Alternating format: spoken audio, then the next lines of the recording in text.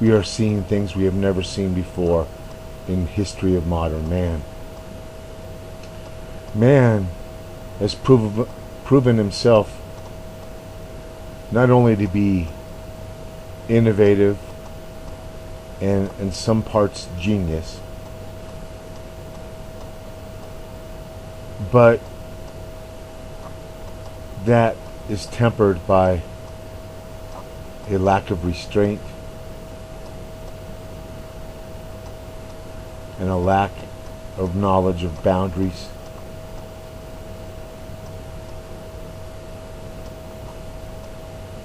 And we've decided to build and place tens of millions of people in the heart of desert and put some of the largest, fastest growing cities in the United States smack dab in the heart of a desert. And now people are finally starting to ask questions, finally, about water and consumption. Why the conversation is just getting started? Well, maybe it had something to do with the fact that Lake Mead dried up so low that some of the water intake for California, Nevada, the drain pipe leading to major supply, no longer was under the lake water line and no longer able to pump water to what's supposed to be a growing metropolis. Well, you can't outgrow your water. And in some parts of California, especially California, there are parts where counties where all the water is transported in. Well, that's a pretty thin lifeline. And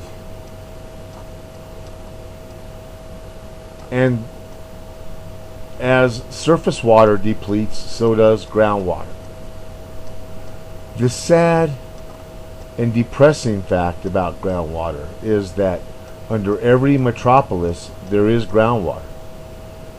Most of these metropolises set in valleys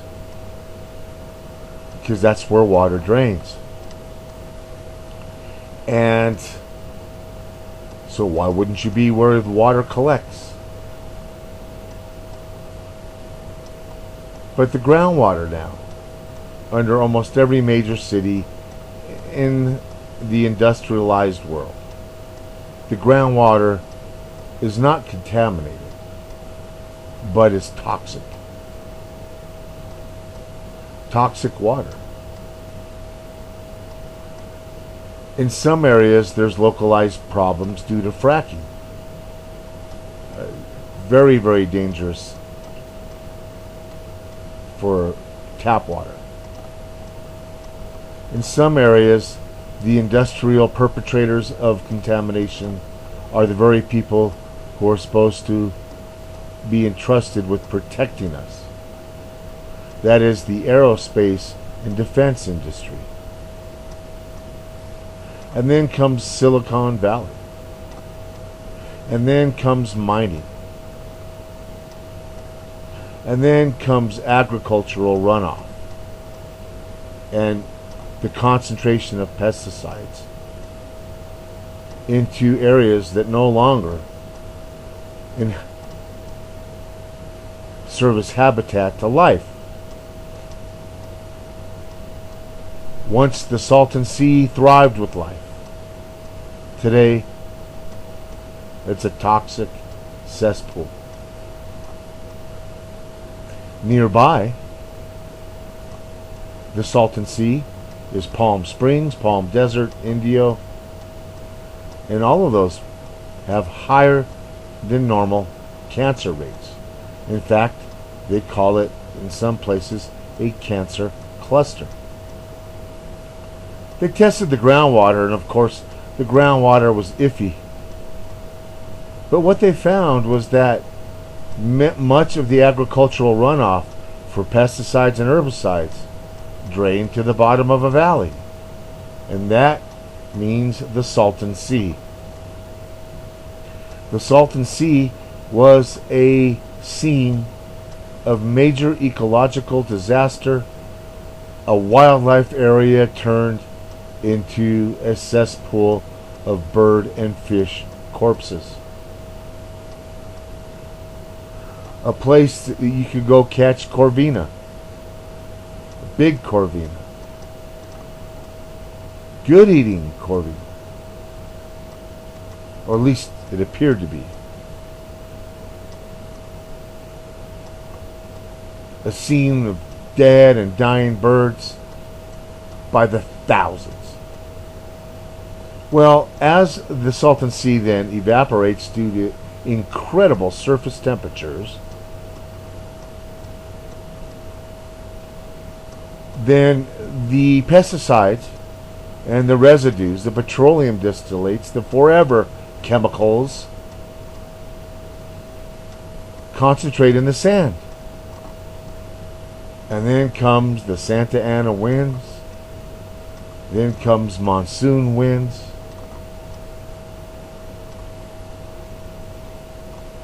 And every once in a while, a hurricane or two comes right up the Gulf of California. And that dust gets blown in the air and people breathe the dust. And then we have cancer. So what's remaining of our city water, our well water is depleted. If it was good water, it's still depleted. If the good water would be in jeopardy. But now, when they talk about the well water being in jeopardy, they're talking about toxic well water. Now, some of it can be cleaned up through a rich carbon and various filters, but to filter out the forever chemicals, to filter out some of the industrial stuff, the toluene and the chloral products, the solvents, the PCBs, the TCEs, to filter out that crap requires more than just running it through carbon, although carbon helps. The water is toxic, and they may gradually increase the minimal standard for this chemical and that chemical and that chemical and this chemical, so that each toxin meets the minimum requirements. But when you look at the total number of toxins, you're looking at a soup of toxin, a toxin soup. And people are talking climate change. Of course, when they blame all this on climate change, you and I know where that discussion leads to: carbon dioxide. However, and man, it's our fault. It's our fault that ground temperatures are 40 degrees above average, and that oceanic temperatures are the highest they've ever been. So it's imperative that we drill deeper, and that's gonna raise a few eyebrows. But in many of these water tables, especially in the valleys, there are deeper water tables that have good water. How deep? As deep as 800 feet. We could begin drilling, and I'm really not. I would not be surprised if they've already done this, and that water's going somewhere other than public use, like underground cities and air bases, getting good water, by the way. So the one thing about deep well water, though, is they worry about arsenic, but it's not the arsenic you think of. It's a stable metal, arsenic 0. So but it doesn't come as a salt. It's more of a colloid, and it's a low concentrations, but higher than the allowable limit. Arsenic is easier to remove than solvent. So it's imperative that we do this, and it can be done. I mean, if you can buy, $25 million helicopters and outfit it with $100 million in missiles. I mean, if you can do that and then build thousands of those, you can drill. You can drill deep and start tapping into the deeper well water, and I gotta believe it's being done. I mean, these people know what's going on, and people are reporting around the country new well sites, things that look like wells with valves, and in some areas, the talk about how contaminated the well water is hushed. It is hushed.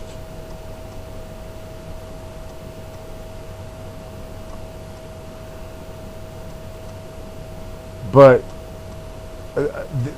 the fight for water is just beginning. And right now, the Colorado River system's been getting what they're calling monsoons. And it's a drop in the bucket, but we'll take all that we can get, right? And what we're seeing, of course, is increased consumption, even though we have conservation in place. We see increased consumption of water for agriculture and for just basic growth, and because of the heat. And when you subject your reservoir to record evaporation, you do a lot of things. You concentrate your toxins. When you distill water, you collect the steam. What's left behind is a goo of stuff you wouldn't want in your water.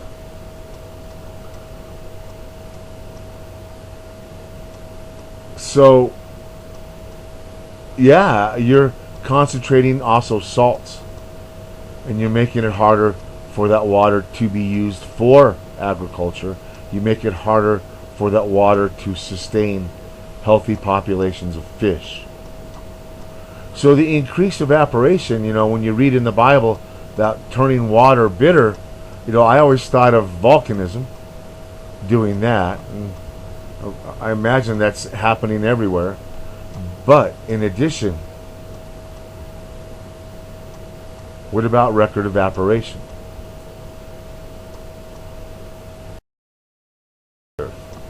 As keepers of the land, like the Indians used to be. Indians were far better conservationists than many, many, many other of the other cultures. And people are talking right now about the migration out of Africa. People are moving where? North. There's migrating north. And guess what? They're migrating north with everything else that is alive. I just made a video the other day talking about a beetle that's a desert beetle showing up at 7,000 feet. This is the beetle that ate Palo Verde trees, which is the desert tree. And the Palo Verde trees are dying. And these things burrow in the ground. But when they land on the ground, and the ground's 150 degrees, it's kind of hard to burrow in that ground and get through that first, inch and a half of cooking soil. It's just rough on the beetles. We're seeing them at 7,000 feet now. And I have to wonder what roots they're targeting. Because if they target pine tree roots and these beetles take hold, well, they are a food source, I guess. But we're also seeing cactus growing in the pine trees, yucca growing in the pine trees. I went to a yucca forest because that was going to be one of my survival strategies. If I couldn't make it here and plan B, plan C, I could live off just the yucca that's within 30 minutes from here, 40 minutes from here. Well, that yucca has turned brown and is dead. Just one summer it took. And it wasn't the freeze, because these things come back every year. They go dormant, come back, dormant, come back. So what happened? You tell me what happened. So all of a sudden, the yucca food source is looking shaky, because we're talking almost an unlimited food supply for moi.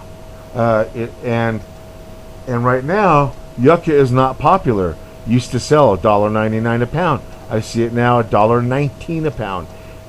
You cook it with the skin on because it's very hard to peel. It's like a stringy potato. It's very starchy, lots of minerals and fiber, and so really, really a great food source. But great food sources there, and it's just horrible. All that food is gone.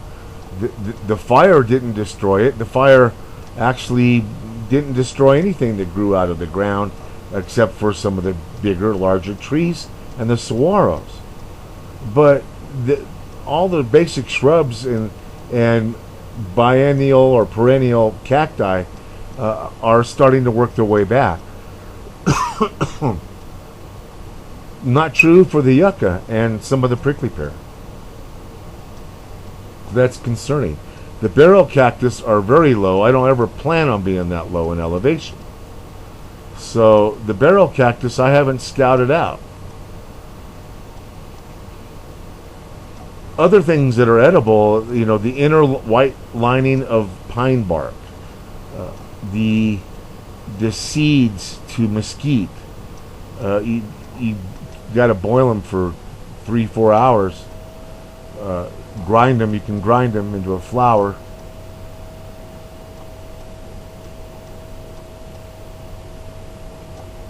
And the mesquite alone in the Southwest could be the saving grace. But mesquite roots are tap roots. They go deep, and even the mesquite trees are dying. They're holding on better than other trees. The eucalyptus are taking a beating in the Southwest, just a beating. The Palo Verde trees taking a huge beating. The problem with the Palo Verde tree is it provides very little shade for itself, and that's a problem for the tree. It carries with it a very green chlorophyll that in itself protects it from the radiation, but we're just talking about plain old heat right now. So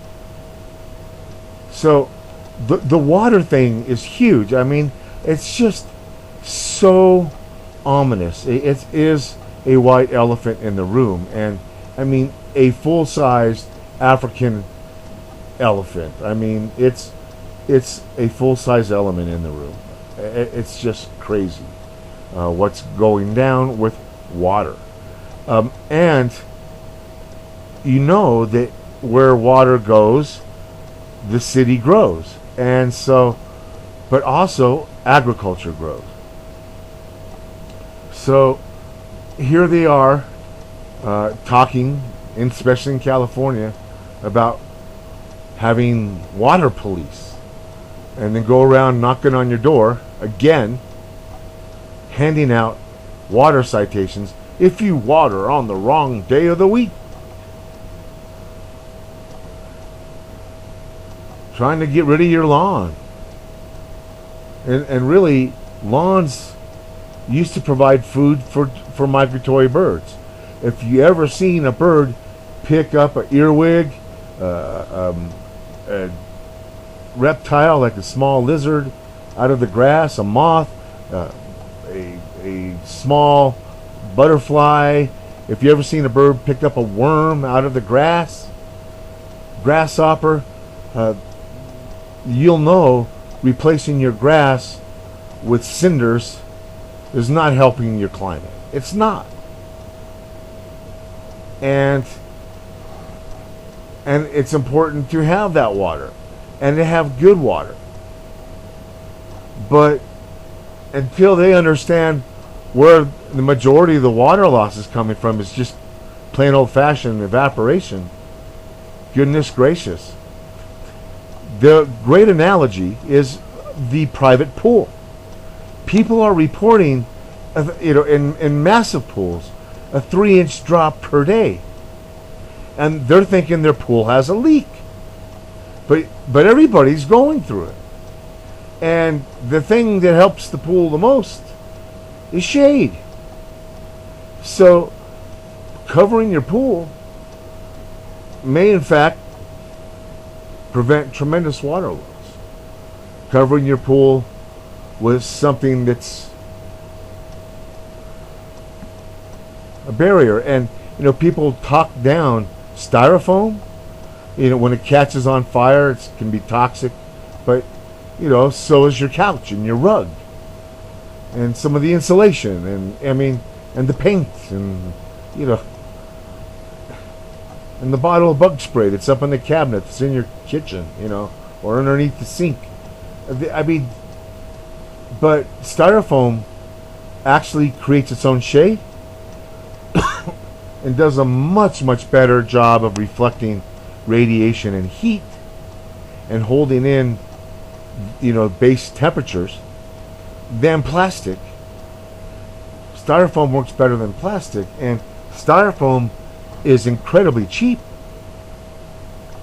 But if you were to get a huge styrofoam slabs for your pool, and they don't have to be that thick, you can get by with 1/2 inch styrofoam sheet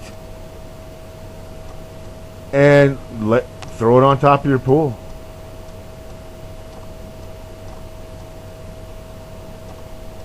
To keep it from lifting off during high winds, you would have to run some rope across the pool. But it would be hard to lift anyway. But it can happen. Once that thing gets airborne, it's adios. They're putting plastic balls in reservoirs. Thousands and thousands and thousands and thousands of plastic balls. Why? To prevent evaporation. Somebody knows what's going on. So there comes a time where water becomes an issue, and I was making water an issue back before the major rains in 2015 and 2016, I believe, in California. Just incredible rain, amazing stuff. But I'm telling you, we were talking about storing water and how hard it is. And the problem with storing water is that if you want to maintain a drinking supply through filtration and chlorination, it's going to cost you more money to store that water than it takes to just filter tap water. A lot more money. It's not cost efficient. But in an emergency, who cares about cost, right? So, but the other thing that can be done is that you plan on treating the water that's being stored. And you could throw in a chlorine tablets. You can probably get, you used to be able to get large buckets of chlorine tablets for relatively cheap. Stuff you can barely lift for $60. But just to minimize the microorganism growth. So, but You cover that baby up. You throw in a chlorine tab. You know, you can add a little silver, but you filter it when you use it. You run it through chlorine anyways.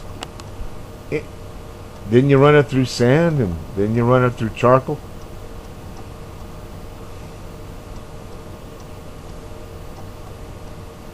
And you run it through cheesecloth. You don't need the cheesecloth. You could also distill it and boil the water, collect it in a collection container, put a cap on it. Great distillation pots are pressure cookers. You can attach a hose right to the top and make it a nice snug fitting. Tap it on there, push it down, press it down. The copper tubing or aluminum tubing. That tubing coils and drains into a collection container. You find a way to cool that tubing, you'll get even better condensation. But then you sterilize and you leave behind all the crap.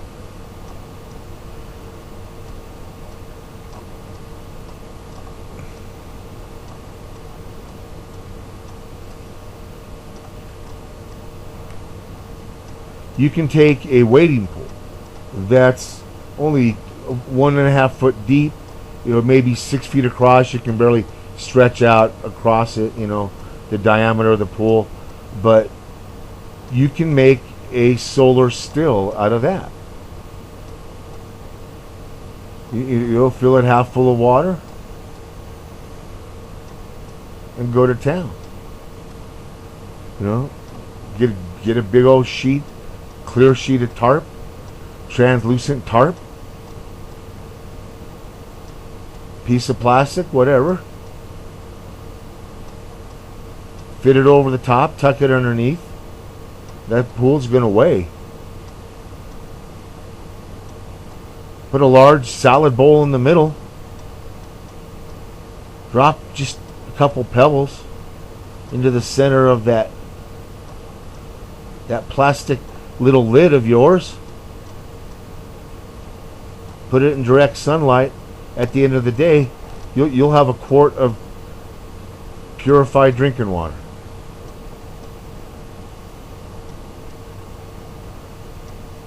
And we've done experiments using wading pools and making them into solar stills. And you would need one solar still per person to survive if that was the only thing you're going to do. If you're on a desert island and you needed to distill salt water.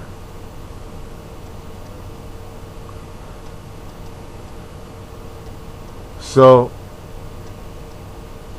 if you could manufacture a kettle with a lid and trap the steam, you could accelerate the distillation process.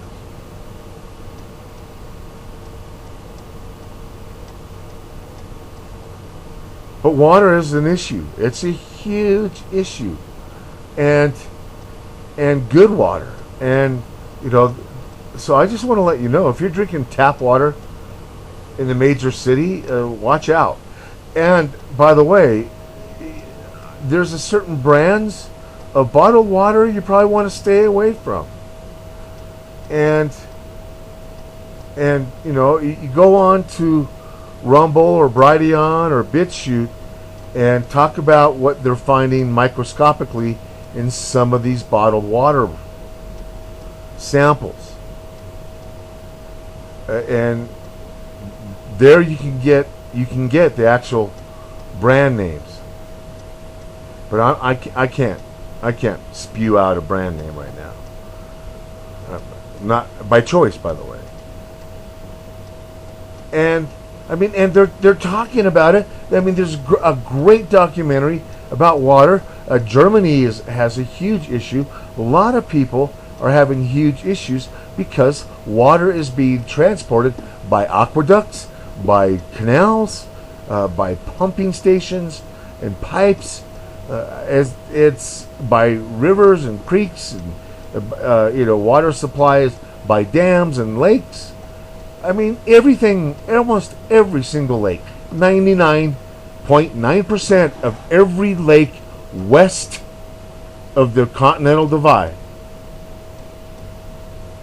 is a man-made lake. It has it has a dam. And there's lots of temporary lakes. But in terms of permanent lakes, at least lakes we once thought as permanent. But so, the toxins get concentrated. The salts get concentrated. The fish gets sick. The algae blooms are nasty. And biblical prophecy, again, can play out right before your eyes. Because if this is a cycle, all of this would be rather predictable.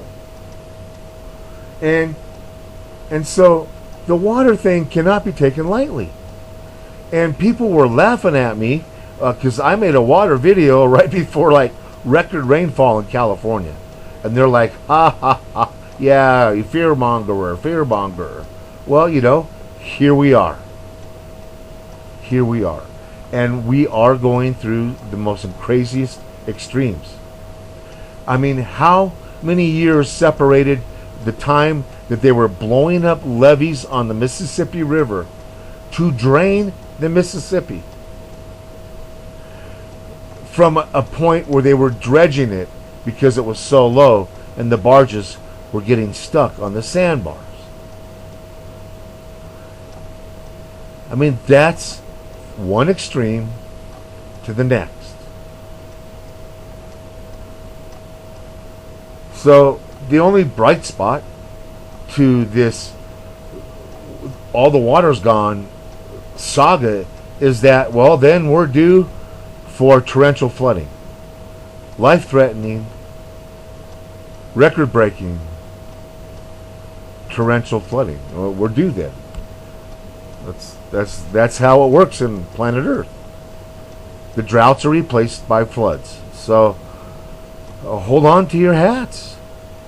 Stay alert. Keep your ear to the ground. But above all, if you're collecting rainwater, don't get a system that sustains it as drinking water.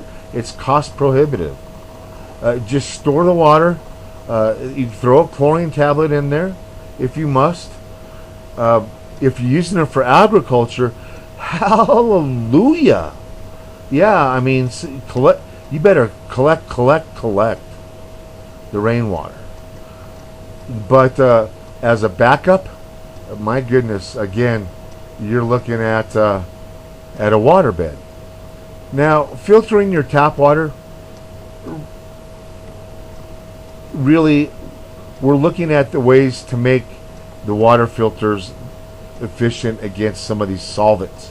And charcoal works, but it works and it has a lifespan. You got to keep replacing your charcoal because you don't want toxins concentrating in the filter. So, but, coarse charcoal, moderately coarse, fine charcoal. How fine a charcoal do you want to use? Crushed charcoal. And so, how many inches? How many layers? How do you get rid of the toxin, the toxic waste? And how do you get rid of the toluene? And charcoal can do it, but in some of those, it takes nanoparticles, and it takes a changing of the filters. To get to those specifics, somebody has to dig into that research. And that's what I am doing. So stay tuned. Till next time. Thank you for listening.